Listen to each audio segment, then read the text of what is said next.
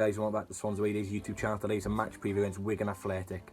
Now on paper, people will be looking at this game thinking, oh, easy win for the Swans, they should be scoring a couple, but this is just not the case.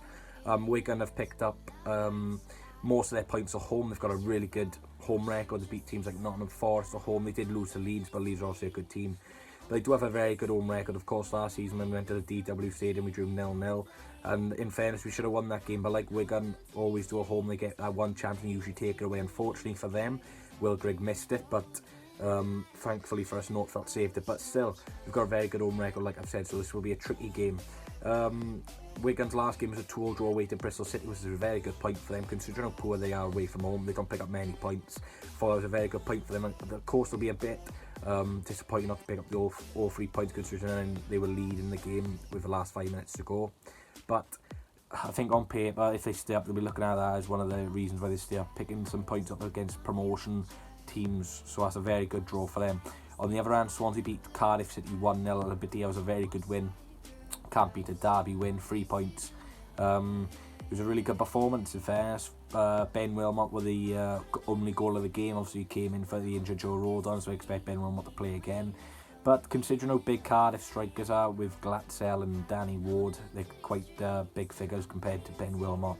I thought he did a very comfortable job in fairness with Mike Van Horn. He's got a real leader next to him. And obviously Andre, who played an exceptional game, man of the match, and obviously he's been now got vice captain, so well done to Andre. You obviously Matt Grimes remains captain.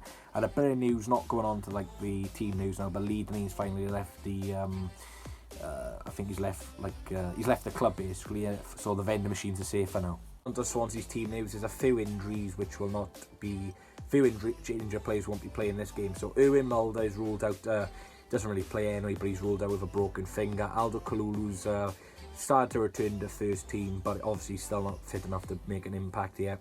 And unfortunately for us, Joe Rodon set out for about 3 months with injuries. Had an operation, was successful. Now it's just about rehabilitation now for Joe. So it's a bit annoying actually, because he had a similar length of injury last season. So hopefully this is not a repeating pattern, but it's a big concern of them. And he's had 2 biggish injuries now, and considering how young he is, so is this going to be a pattern of Joe always getting an injury? So it's a bit concerning, considering like a player next to him like Mike Van Horn hardly ever gets injured. Joe's doing something wrong in that department, but hopefully fit and healthy return for Joe Rodon. That's it for the team news basically. Will Bohab Aston be getting back in the starting 11? Be interesting. Will Andre stay up front? Will Nathan Dyer win out his figure again? Be interesting, but we'll go on to my team news in a bit now. So I found the Wigan fan. He's not a vlogger, but I'll leave his Twitter down below. Ben has kindly come on and spoke about Wigan, about their chances, team news and stuff like that. So thanks for coming on the channel, Ben, and here's what Ben's got to say about Wigan's chances this weekend. Hello fans of SwansAwayDays, I'm here to give you my preview of the Wigan v Swansea match this weekend. About Wigan's last result, it was a 2-2 draw away at Bristol City.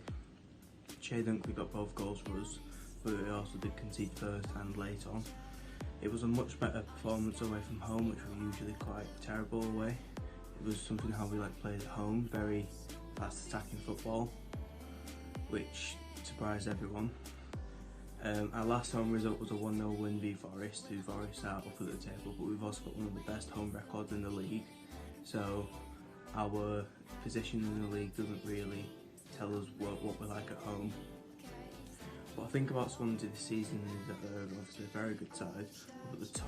I've picked up some very good results at the start of the season, including that 1-0 away win at Leeds, take up top of the table. They've hit a bit of a stumble in the roads recently.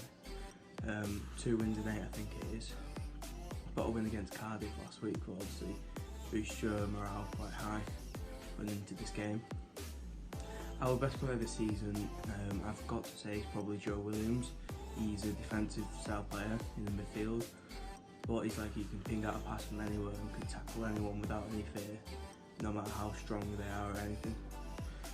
My score prediction for Saturday's game is a 1-1 draw.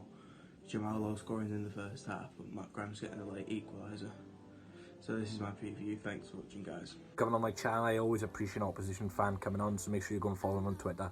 2 people had their score prediction right against Cardiff, and one of them, it says in the name, the bloody legend had it right, and Bumhead, something like that. I can't remember his name, but congratulations to you two for getting your score prediction right. You'll be on the screen.